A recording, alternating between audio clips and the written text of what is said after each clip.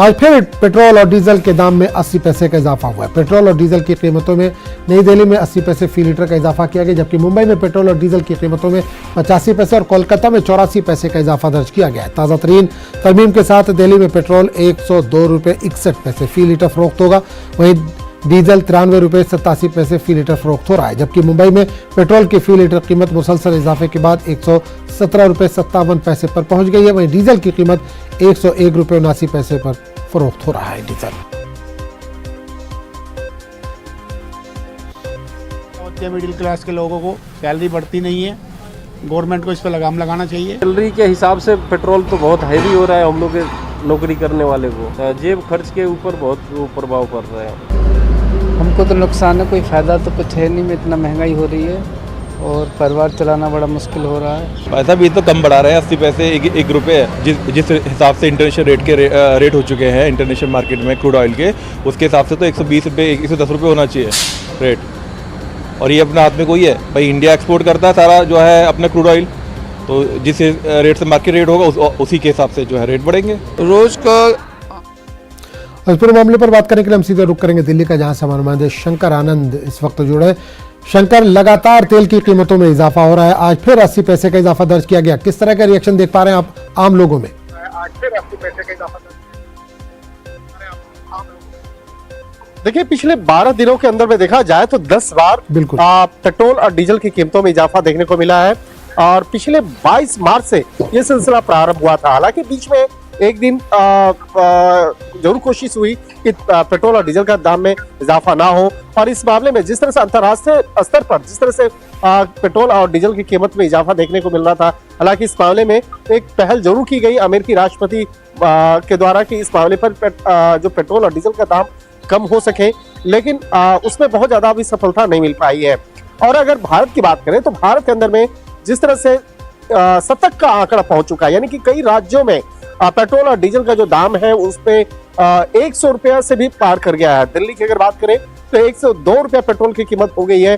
तो जिस तरह से लगातार इजाफा हो रहा है, कहीं न कहीं इससे महंगाई पर और ज्यादा असर पड़ने वाला है। महंगाई और ज्यादा बढ़ेगी, जो आपके घर के अंदर में जो सामान लाते हैं, चाहे राशन का सामान हो या कोई और भी सामान हो, तो उसमें अच्छा खासा असर देखने को मिल सकता है। और जिस तरह से अगर देखा जाए कि अगर पेट्रोल और डीजल की कीमत में अगर इजाफा नहीं रोका जाता है तो आने वाले दिन में कई ऐसे सामान है जो आपके जरूरतमंद का सामान है और रोजाना जिसका प्रयोग करते हैं उस पर काफी इजाफा देखने को मिल सकता है।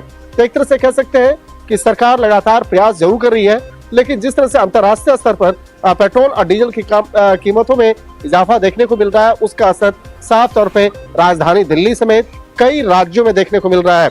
अगर राजस्थान की बात करें, महाराष्ट्र की बात करें, तो वहां पर दिल्ली की अपेक्षा और ज्यादा वहां पे कीमत जो वहां पे बढ़ा हुआ है, उसका पेट्रोल और डीजल का जो मूल्य है वो काफी बढ़ा हुआ है। तो जिसका असर साफ तौर पे आम लोगों की जिंदगी पर असर पड़ रहा है, चाहे बाइक हो, मोटरसाइकिल हो या कार हो या अन्य दूसरे जो वाहन हो।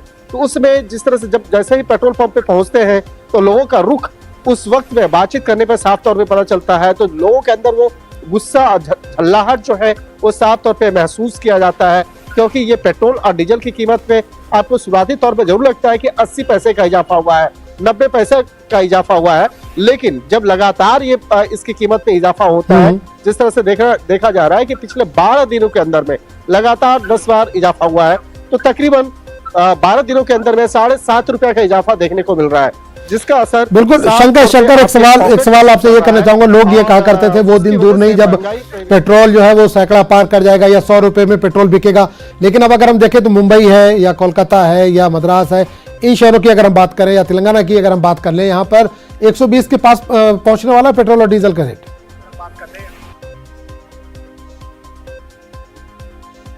निश्चित तौर पे यही लोगों की परेशानी का मसला भी बना हुआ है, क्योंकि यहाँ पर देखा जाए तो लोगों की आमदनी बहुत ज्यादा नहीं बढ़ी है। जिस तरह से घर का जो सामान है उस पे इजाफा देखने को मिल रहा है। आप राशन लेने के लिए जाते हैं या सब्जियां लेने के लिए जाते हैं तो सब्जियों में जिस तरह से इजाफा देखने को लगातार मिल रहा है। आपके पेट्रोल या डीजल के दाम में जरूर 80 पैसे के लगभग एक दिन का इजाफा होता है, लेकिन सब्जी जब लेने जाते हैं तो सब्जी कहते हैं कि कोई सब्जी में अचानक 2 रुपया, कभी 5 रुपया का इजाफा कर दिया जाता है, और उस जगह पे आप कुछ कह नहीं सकते हैं, क्योंकि वहां पे बोला जाता है कि डीजल के दाम में इजाफा हो रहा है, जिसके चलते हमें माल ढुलाई में इसका असर पड़ रहा है। तो यहाँ पर असर जो है, यहाँ पे चाहे बात कर ले उसमें जो जिस तरह से जो परिवहन के जो सुविधाएं हैं उसमें उसका असर देखने को मिलता है, जिसका असर चाहे फल हो, सब्जी हो, या अन्य राशन का सामान हो, या अन्य दूसरे जो सामान है उस सब पर इसका असर पड़ने वाला है। तो महंगाई की जो रफ्तार है उसमें भी इजाफा देखने को मिल रहा है। तो यही जो छोटे छोटे जो अमाउंट्स है, छोटे छोटे जो पैसे हैं जो लगातार बढ़ रहे हैं, बिल्कुल, और यही अमाउंट छोटे छोटे आम लोगों के बजट पर असरअंदाज हो रहे हैं। चलिए, बहुत बहुत शुक्रिया शंकर इस तमाम जानकारी के लिए। आगे बढ़े दूसरी खबर की तरफ। मुंबई के मशहूर क्रूज ड्रग्स केस के गवाह प्रभाकर सेल की मौत हो गई है। इनके वकील तुषार खंडारे के मुताबिक प्रभाकर सेल की मौत चेंबूर के महूल इलाके में वाक़ उनकी रिहाइशगाह पर दिल का दौरा पड़ने से हुई। आपको बता दें कि प्रभाकर सेल ने समीर वानखेड़े पर मुंबई क्रूज ड्रग्स केस में करोड़ों की रिश्वत लेने का इल्जाम लगाया था, जिसके बाद समीर वानखेड़े से तफ्तीश शुरू हुई थी। मामले की जांच करने वाली एनसीबी की विजिलेंस टीम ने प्रभाकर सेल को भी पूछताछ के लिए बुलाया था। इस वक्त समीर वानखेड़े एनसीबी के जोनल डायरेक्टर थे। और इस पूरे मामले पर बात करने के लिए हम रुक करेंगे मुंबई के, जहां सभा नुमाइंदे प्रशांत इस वक्त जुड़े। प्रशांत, बड़ी खबर आ रही है मुंबई के मशहूर क्रूज ड्रग्स केस के जो अहम गवाह थे प्रभाकर सेल, उनकी मौत हो गई है। मौत की वजह क्या बताई जा रही है? जी बिल्कुल, देखिए हार्ट अटैक मौत की वजह बताई जा रही है। और लेकिन मैं आपको याद दिला दूं कि सबसे अहम बात यह है कि क्रूज ड्रग्स मामले में सबसे पहले जो है प्रभाकर सेल सामने आकर के उन्होंने बयान दिया था। याद होगा कि जो फिल्म जगत के बड़े अभिनेता थे, उनके बेटे के साथ सेल्फी का जो फोटो एक वायरल हुआ था, जो केपी गोस्वामी थे, उनके ये पर्सनल बॉडीगार्ड थे। केपी गोस्वामी वो शख्स था जो इस डीलिंग में इन्वॉल्व था डायरेक्टली, लेकिन वो प्रभाकर सेल का इस्तेमाल किया करता था, जहां से पैसे लेने हैं, जहां पर पैसे भिजवाना है, जहां से सारी चीजें करना है। और जब क्रूज पर लोग जा रहे थे, उस क्रूज के गेट के बाहर प्रभाकर सेल को खड़ा करके इसने सबको आइडेंटिफाई किया था। यानी इस मामले का सबसे अहम और सबसे पहला गवाह ये प्रभाकर सेल था, जिसने खुद आकर के सामने ये बयान दिया था। फिलहाल ये बताया जा रहा है कि हार्ट अटैक से उनकी मौत हो चुकी है। बहरहाल ये इस मामले में पहला ऐसा साक्ष्य है जिसकी मौत हो गई है। और ऐसे में देखना होगा कि इस मामले को किस तरफ से एनसीबी देखती है, कैसे इसके जो बयान, क्योंकि प्रभाकर सेल ने इस बयान को भी एक्सेप्ट किया था कि कई ऐसे गवाह थे जिनके ब्लैंक पेपर पे सिग्नेचर भी लिए गए थे। ऐसे में प्रभाकर सेल के जाने के बाद क्या इस मामले में नया रुख आएगा या इसमें नया मोड़ देखने को मिलेगा?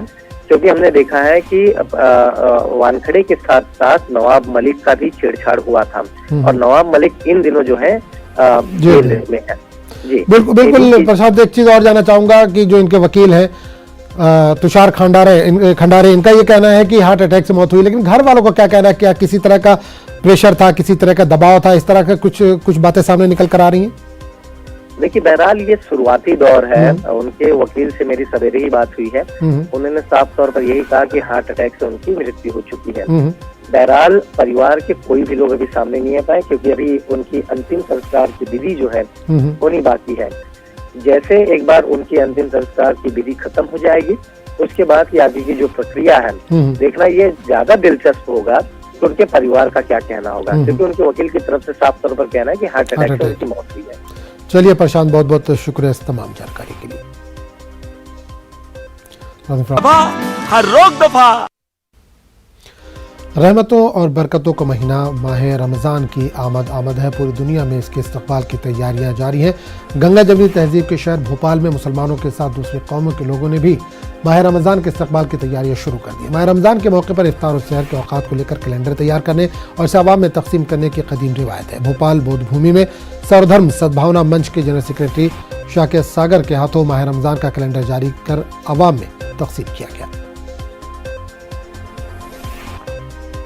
आज मध्य प्रदेश के बौद्ध समुदाय की हृदय स्थली बुद्ध भूमि महाविहार चुनाभट्टी कोलार रोड भोपाल में सर्वधर्म सद्भावना मंच के वरिष्ठ और बहुत ही सक्रिय कार्यकर्ता हाजी इमरान भाई के द्वारा सर्वधर्म सद्भावना मंच की ओर से एक पवित्र रमज़ान रोज़ा के पवित्र कैलेंडर का आज विमोचन यहाँ पर किया गया। मैं बहुत बहुत शुभकामना और बहुत सारी मंगल कामनाएं देता हूँ, क्योंकि हर धर्म का एक पवित्र त्योहार होता है जिसे हम अपने आप में उन सद्गुणों को विकसित करने का ये पवित्र व्रत होता है। और ये व्रत का एक कैलेंडर आज सर्वधर्म सद्भावना मंच की ओर से विमोचन किया गया है।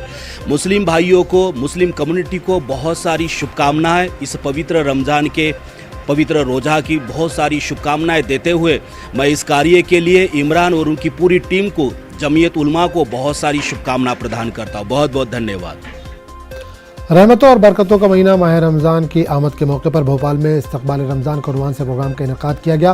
भोपाल के मशहूर समाजी तंजीम ब्रदरहुड बाई माइनॉरिटीज़ यानी BBM और SBM के ज़रिए तमाम इस्तकबाल रमज़ान के उन्वान से मुनक़िदा प्रोग्राम में मुमताज़ आलिम दीन ने शिरकत की और कुरान की रोशनी में माह रमज़ान की अहमियत और फजीलत पर रोशनी डाली। इस मौके पर BBM के ज़रिए ज़रूरतमंद ख़वातीन को मुफ्त सिलाई मशीन तकसीम की गई ताकि माह रमज़ान में वो इसके ज़रिए अपने कारोबार को बहुस्न खूबी अंजाम दे सके।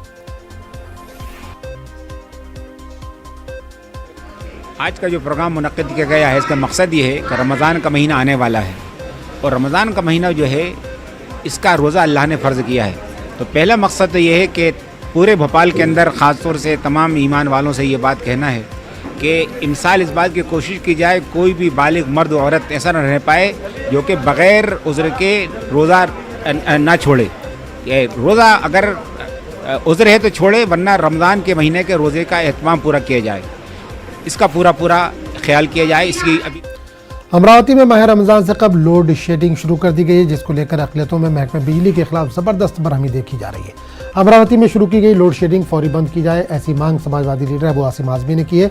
आज़मी ने कहा है कि रमज़ान से कबल लोड शेडिंग करना बहुत बड़ी नाइंसाफ़ी है। अबू आसिम आज़मी ने समाजवादी पार्टी के लीडरों और कारकुनों से गुजारिश की है कि अगर शहर में लोड शेडिंग बंद नहीं की गई तो वो सड़कों पर निकल कर एहतजाज करें। आदरणीय अजीत पवार साहब, उद्धव ठाकरे साहब और नितिन राउत साहब से ये निवेदन करना चाहता हूँ कि जो अमरावती के अंदर लोड शेडिंग हो रही है, रमज़ान का महीना है, गर्मी हद से ज़्यादा बढ़ती जा रही है और ऐसे समय में लोड शेडिंग करना मैं समझता हूँ कि बहुत बड़ी नाइंसाफ़ी है और ख़ासतौर से माइनॉरिटी के लोग जो रोज़ा रखते हैं, कितनी उनकी दिक्कत होगी। मैं निवेदन करना चाहता हूँ कि ये लोड शेडिंग कम से कम इस रमज़ान के महीने बिल्कुल ख़त्म की जाए। लोड शेडिंग तो होनी नहीं चाहिए, हम लोग डेवलपिंग कंट्री।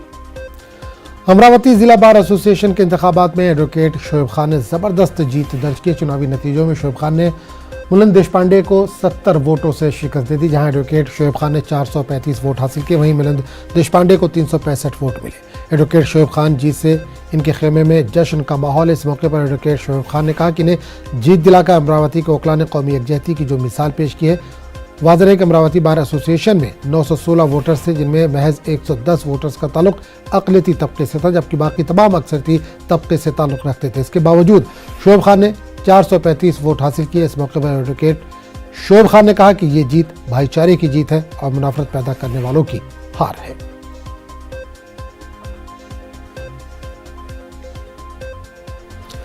सऊदी अरब मुत्तहदा अरब अमारात में आज पहला रोज़ा है। सऊदी अरब के इलाके होता सदीर में कल चांद नजर आया। अफगानिस्तान और ऑस्ट्रेलिया में भी आज पहला रोज़ा है। अफगान हुकूमत ने यकुम रमज़ान को आज तातील का ऐलान किया है। वहीं हिंदुस्तान और पाकिस्तान में आज चांद देखा जाएगा। इंडोनेशिया और मलेशिया में कल चांद नजर नहीं आया। इन ममालिक में 3 अप्रैल को पहला रोज़ा होगा। तो इस बुलेटिन में फिलहाल इतना ही। अगले बुलेटिन